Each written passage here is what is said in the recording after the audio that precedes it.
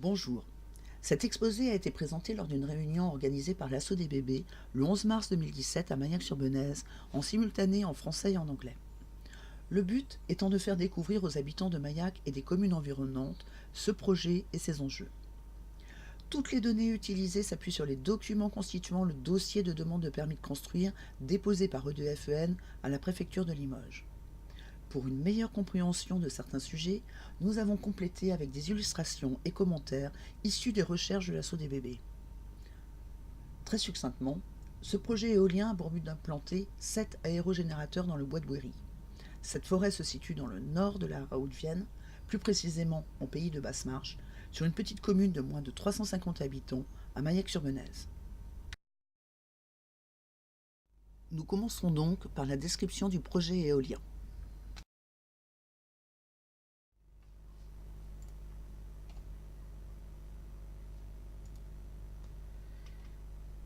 Alors, le bois de Bouéry est situé au nord de la Haute-Vienne. C'est le point rouge ici sur la carte de France des vents. Comme on peut le constater, la zone est peu ventée, hein.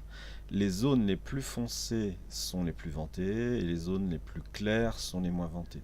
Pour exploiter ces zones claires, il faut de nouvelles générations d'éoliennes, hein, des géantes. Le bois de Bouéry est en zone 2 et en bocage dense et bois, c'est-à-dire le cas le plus défavorable concernant la vitesse des vents. On est autour de 3,5 à 4,5 mètres par seconde en théorie. C'est le mât de mesure en fait qui a donné la vraie vitesse des vents.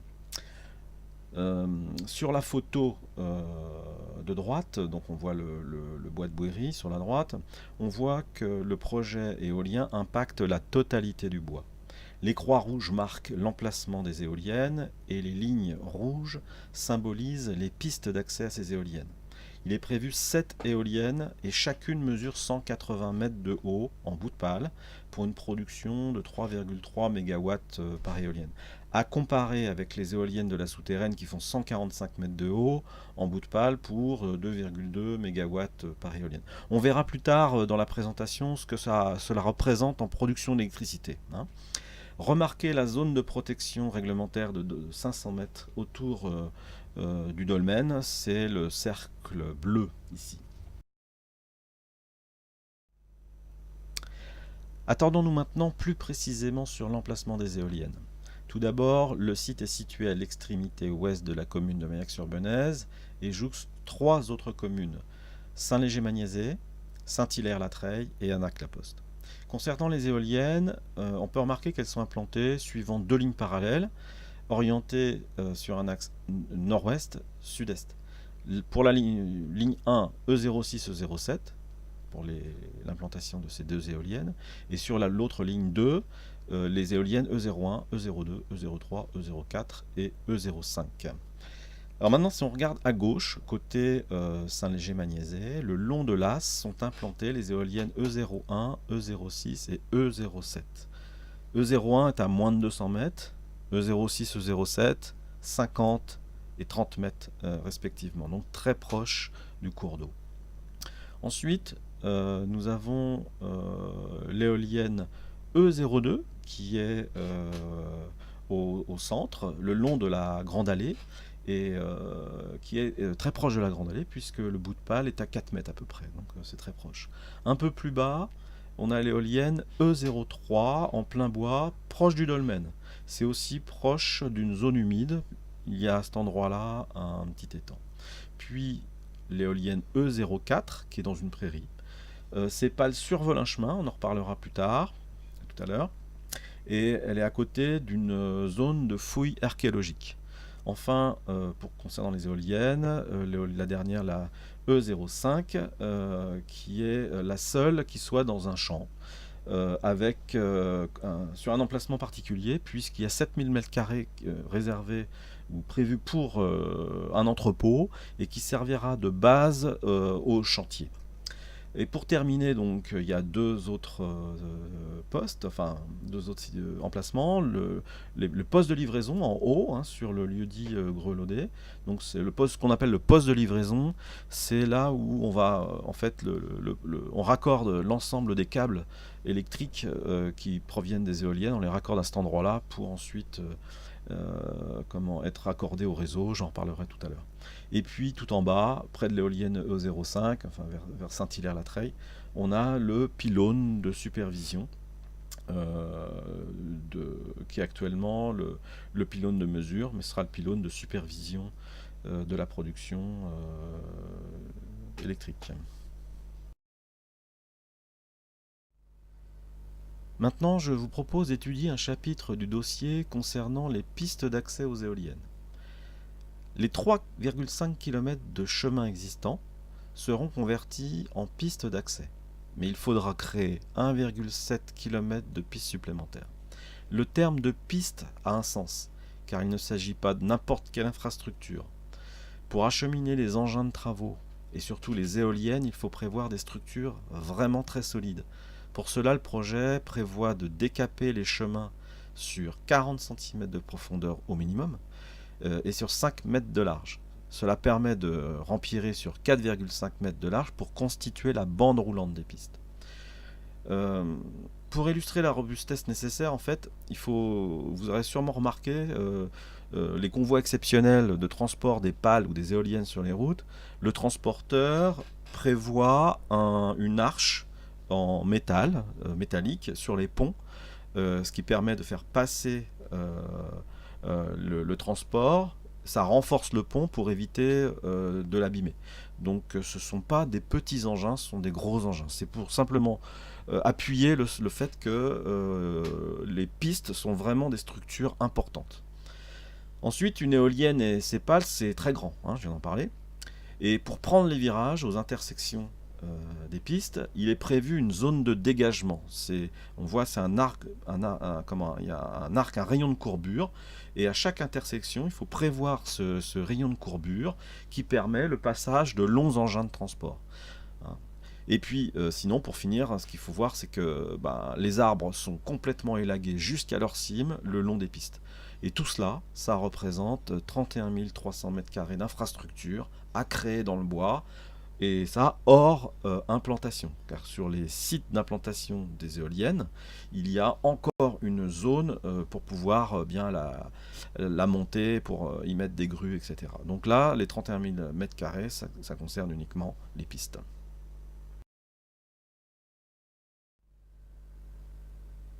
On a du mal à visualiser ce que représente un site d'implantation d'éoliennes et l'importance d'une éolienne de 180 mètres de haut. Nous voyons ici la construction d'un socle, l'embase de l'éolienne, ses fondations. Des tonnes de béton et de ferraille sur 3,5 mètres de profondeur et 20 mètres de large. Ces socles resteront éternellement enfouis, car le projet ne prévoit pas de les démanteler. Autour de ces socles, vous observez une immense zone d'accès au chantier qui restera la zone de maintenance des éoliennes, car il peut être nécessaire de changer une pale en fin d'exploitation, de renouveler l'éolienne. Il faut pouvoir les démonter. Dans le projet du Bois de Bouillerie, il y aura donc 7 zones comme celle-ci, semblables, une pour chaque éolienne. Toutes ces zones resteront défrichées. Comme je le disais, il est difficile de se rendre compte de la taille des éoliennes prévues pour le Bois de Bouillerie. Que veut dire 180 mètres de haut, 126 mètres de large pour le diamètre des pales? Eh bien, c'est plus haut que le Mont-Saint-Michel et quasiment moitié aussi large que le Mont-Saint-Michel. Tout le monde pourra en profiter à des kilomètres à la ronde.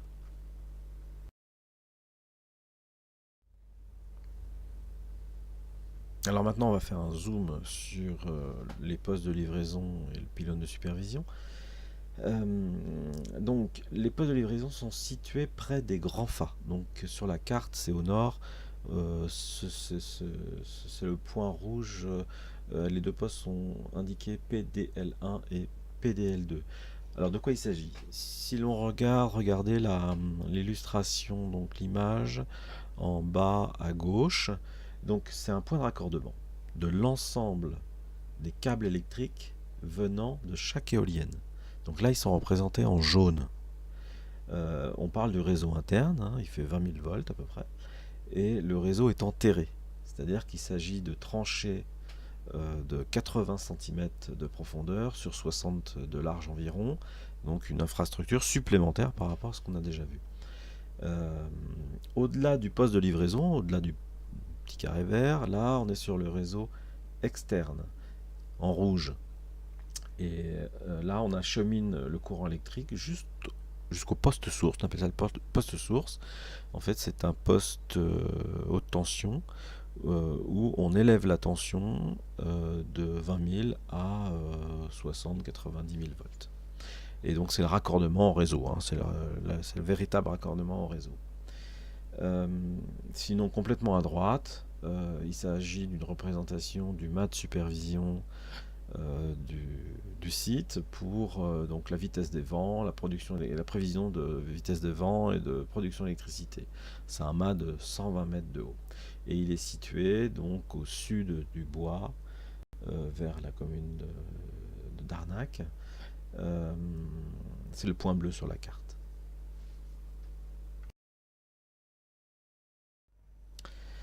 Alors toutes les infrastructures que nous avons vues nécessitent de nombreux déboisements et défrichages.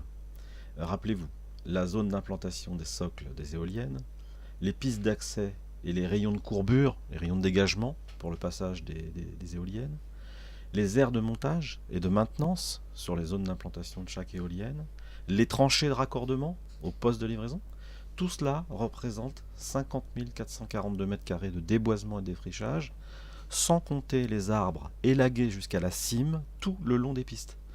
Tout cela restera défriché en permanence. Le bois de Bouéry est complètement restructuré en site industriel.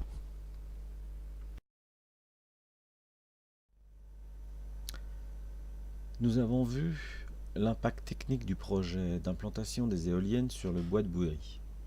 Maintenant, je vous propose d'étudier sa contribution en production d'électricité.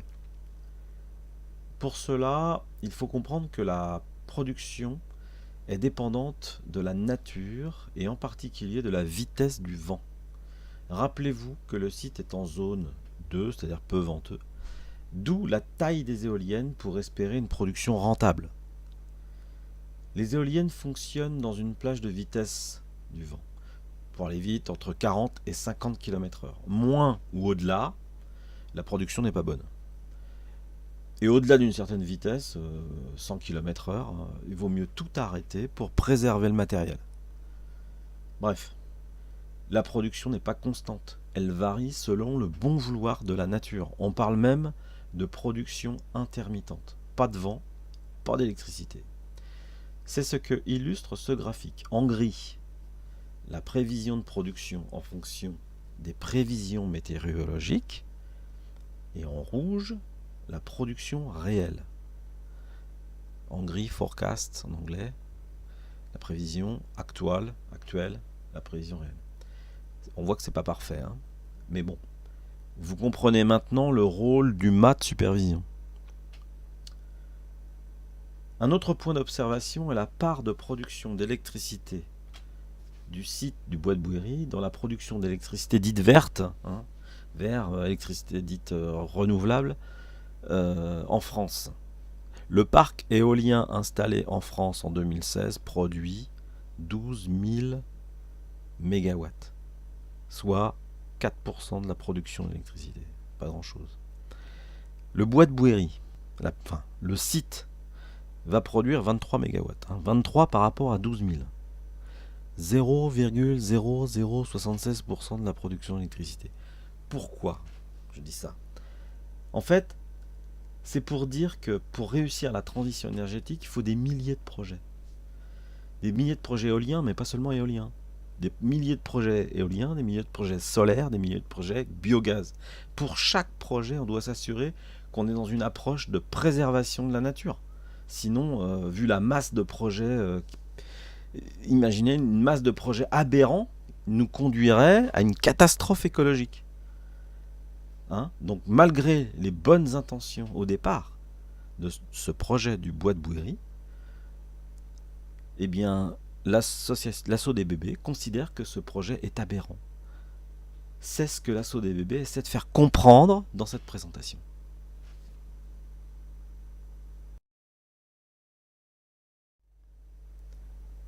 Alors je vais vous parler maintenant du démantèlement du site.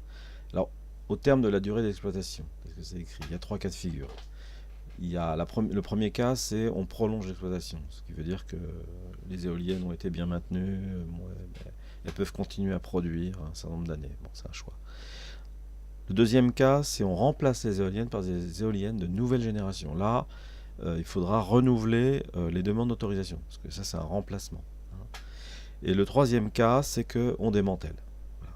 Donc, le démantèlement, ça veut dire qu'on supprime les éoliennes et on remet le site dans un état, ce ne sera pas l'état initial, mais dans un état, disons, proche de l'initial.